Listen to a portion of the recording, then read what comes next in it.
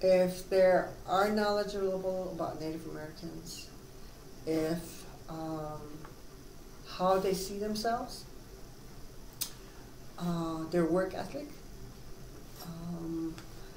It's the work that they're doing is like my office is here, theirs is upstairs. It's very independent of me, so responsible. And they have to give me examples of how they're responsible. But in many cases, when you talk to them, you can feel it. You can for your program? No. So anybody really? Anybody can, so anyone's but I think in a sense that Native Americans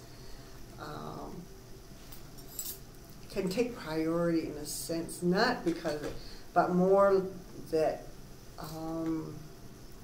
for instance, if there's Navajo language, if there's certain things that are said, they can understand it more than, they have a sense of it more than others. But right, because if they have the knowledge of it and they're interviewing somebody who's using that language, obviously it's easier for them. Yeah. They can figure out how to do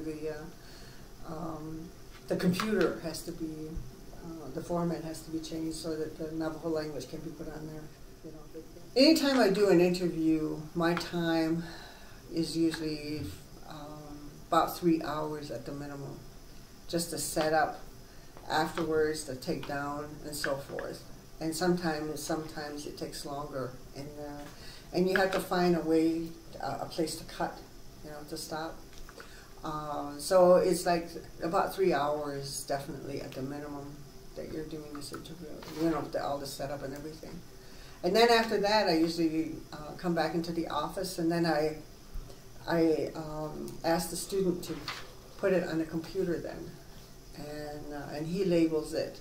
This is interview number 20 or whatever. It's all labeled and put on the computer, and so then it's transferred right away into the computer, and so then they take over as far as how to transcribe it and everything. So it's just like backed up for them.